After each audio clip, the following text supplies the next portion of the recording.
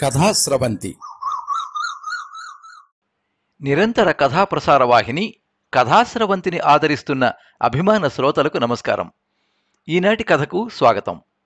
మీరు వినబోయే కథ ఈ ప్రశ్నకు బదులేది. రచన సంఘమిత్ర. వినిపిస్తున్నది పప్పు భోగరావు. కథ కథాకాలం నాటి సమాజాన్ని ప్రతిబింబిస్తూనే మంచి ఆలోచనకు స్ఫూర్తిదాయకంగా నిలిచి ఉండాలనే తపన, అభిలాష, నమ్మకం ఉన్న రచయిత సంఘమిత్ర. ఆంగ్ల సాహిత్యంలో ఆంధ్ర విశ్వవిద్యాలయం నుండి పట్టా పొందారు. తెలుగు సాహిత్యం పట్ల అనురక్తితో కథారచన వైపు మొగ్గు చూపారు. పోర్ట్ ట్రస్ట్లో ఉద్యోగ బాధ్యతలు నిర్వహించారు. తెలుగు పత్రికలన్నీ వీరి కథలను ప్రచురించి ప్రోత్సహించాయి. దృఢ సంకల్పంతో వివిధ పత్రికల్లో ప్రచురితమైన కొన్ని కథల్ని అంతర్దర్శనం శీర్షికతో కథల సంపుటిగా వెలువరించారు. వీరి సాహిత్య పరిచయం 40 ఏళ్ల నాటిది. సుప్రసిద్ధ కథారచయితలందరూ పరిచయస్తులే. వీరి కథారచనకు తెలుగు కళాసమితి న్యూజెర్సీ వారు కథల పోటీలో బహుమతినిచ్చి ప్రోత్సహించారు. వీరి కలం పేరు సంఘమిత్ర అయినా సింహగిరి పేరుతో కూడా కొన్ని కథలు పత్రికల్లో అచ్చయ్యాయి.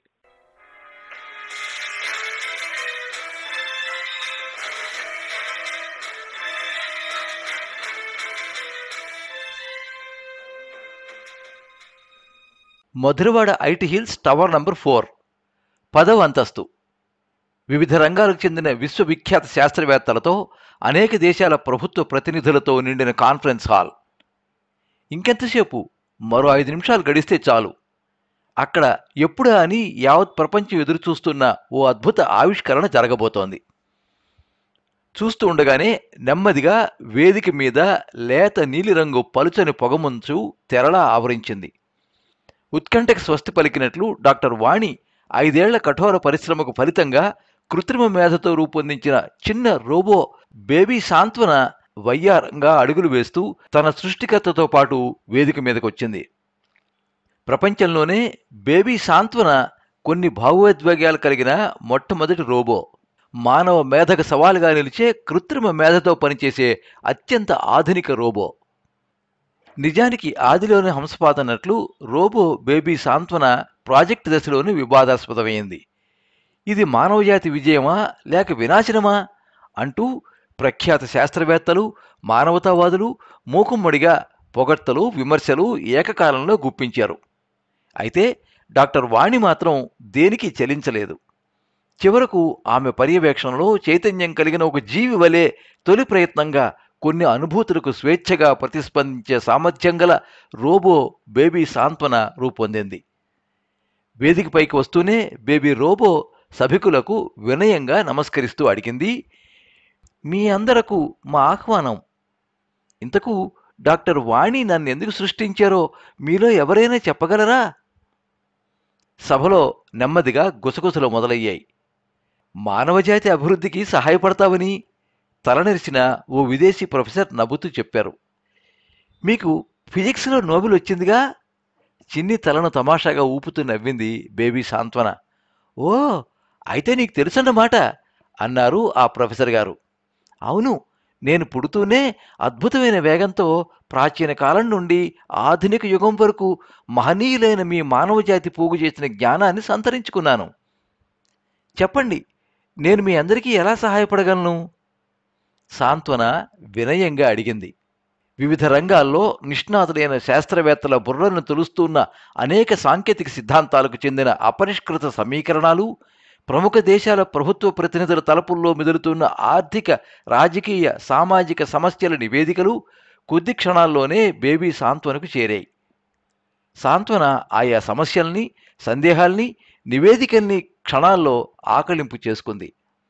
వాటిల్లో రోడ్ల నిర్మాణం, వంతెనల నిర్మాణం, అడవుల పెంపకం, పరిశ్రమల స్థాపనకు మౌలిక సదుపాయాలు కల్పించడం, కాలుష్యాన్ని నివారించడం ఇత్యాదులకు చెందిన ప్రశ్నలున్నాయి. విద్య, వైజ్ఞానిక, వైద్య రంగాల్లో ప్రయోగాల గురించిన అనేక సందేహాలున్నాయి. సరిహద్దు సమస్యలు, వ్యాపార, వాణిజ్య, ఆర్థిక పర లావాదేవీలు, రాజకీయ ఎత్తుగడలు, వందలాది ప్రశ్నలు శరపరంపరల బేబీ సాంత్వనను చుట్టుముట్టాయి. ఇవన్నీ మానవజాతిని ప్రగతి పథంలో నడిపించడానికేనా? రోబో బేబీ సాంత్వన ఒక నవ్వు నవ్వింది. ఆ నవ్వు కాస్త ఆడ మగ గొంతుకల సమ్మేళనంతో ధ్వనించింది.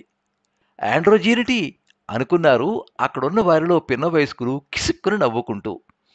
బేబీ సాంత్వన అది గమనించి గాజు బుడ్డీ లాంటి కళ్ళతో కాసేపు ఎర్రగా చూసి తర్వాత తెల్లగా స్వచ్ఛంగా నవ్వింది. పర్వాలేదులేండి అన్నట్లు. తర్వాత కొంచెం సమయం తీసుకుని దశాబ్దాల తరబడి వేధిస్తోన్న ప్రపంచ దేశాల సమస్యల నివృత్తికి మార్గదర్శకాలను తయారు చేసింది. వివిధ శాస్త్రీయ అంశాల్లోని జటిల ప్రశ్నలకు సమాధానాలు సేకరించింది. సాంకేతికపరమైన చిక్కుముళ్లను విప్పి విధానాల పట్టికకు రూపుదిద్దింది.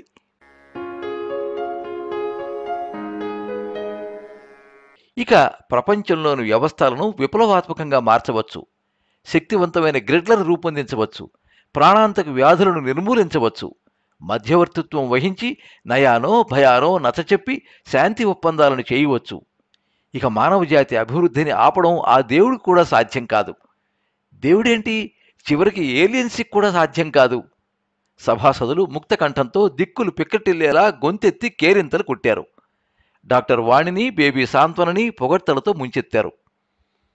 ఇదంతా ఆనందమే, ఇదంతా సంతోషమే. బేబీ సాంత్వన చిన్నగా నవ్వి తర్వాత గొంతు సవరించుకుంది. స్నేహితులారా, మీ సంతోషంలో నేను పాలు పంచుకోగలను. భీంబెటక రాతి గుహల్లో నివసించిన ఆది మానవుడిలా, రవివర్మ, పికాసో, వాన్ గోగ్ వంటి ఆధునికుల్లా బొమ్మలు వేయగలను. సామవేదం, హిందుస్థానీ, కర్ణాటక, బెతోవిన్, జాజ్ వగైరాలని అలవోకగా ఆలపించగలను. Kalidasa, Krishnashastri, Eliot, Wordsworth, Neruda, సినారేల వలె కవిత్వమూ చెప్పగలను. సిద్ధేంద్ర యోగి, భరతముని, జాక్సన్ వగైరాల్లా నాట్యం చేయగలను. చెప్పండి, ఏం చెయ్యాలో మిమ్మల్ని ఇంకా ఉత్తేజపరిచి ఆనందపరచడానికి? బేబీ సాంత్వన నవ్వుతూ అడిగింది. సభలో హర్షధ్వానాలు, కరతాళధ్వనులు మారుమోగాయి. తర్వాత బేబీ సాంత్వన సభనంతా కలిగి చూసింది గంభీరంగా. సభికుల కేరింతలు నెమ్మదించాయి. నాదొక మనవి. నేను ఒక చిన్న ప్రశ్న వేస్తాను. మీలో ఎవరైనా సమాధానం చెప్పొచ్చు.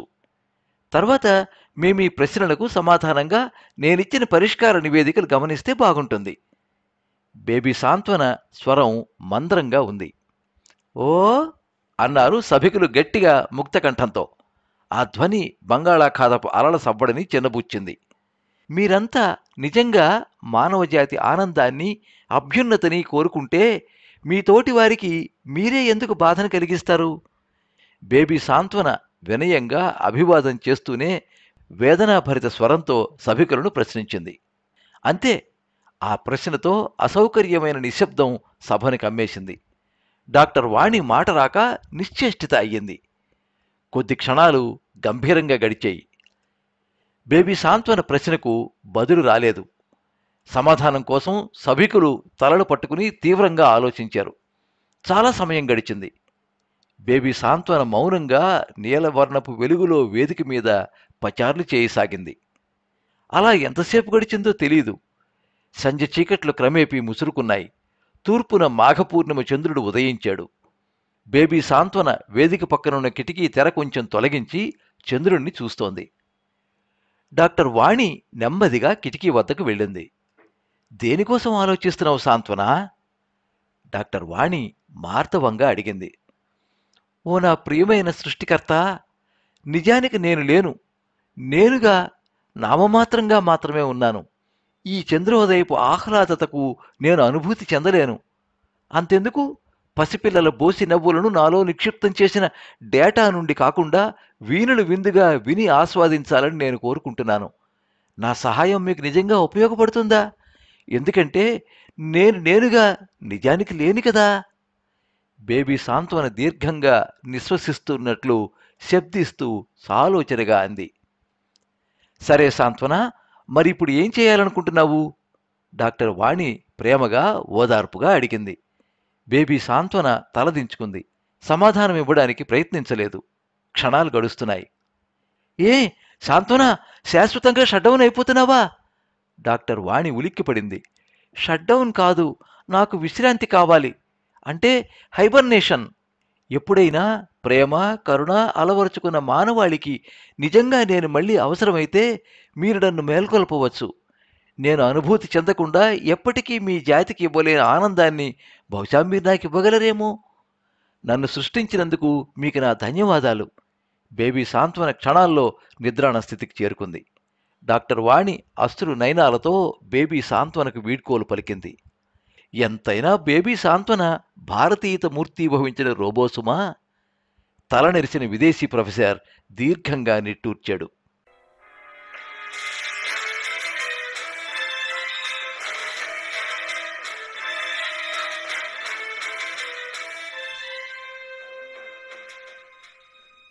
మీరింతవరకు ఈ ప్రశ్నకు బదిలేది కథ విన్నారు. రచన సంఘమిత్ర, వినిపించినది పప్పు భోగారావు. ఈ కథ 2025 సంవత్సరం ఆగస్టు నెల విశాఖ సంస్కృతి మాసపత్రికలో ప్రచురితమయ్యింది. ఈ కథ మీద మీ అమూల్యమైన అభిప్రాయాన్ని కింద కామెంట్ బాక్స్లో రాయండి. ఈ వీడియోని లైక్ చేయండి, మీ మిత్రులందరికీ షేర్ చేయండి. ఇలాంటి మరిన్ని మంచి కథలు వినిపించడానికి ఈ ఛానల్ని సబ్స్క్రైబ్ చేసుకోండి.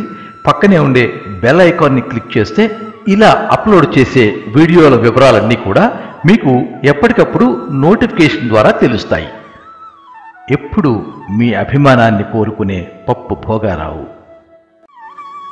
సర్వే జనాః సుఖినో భవంతు. కథా స్రవంతి.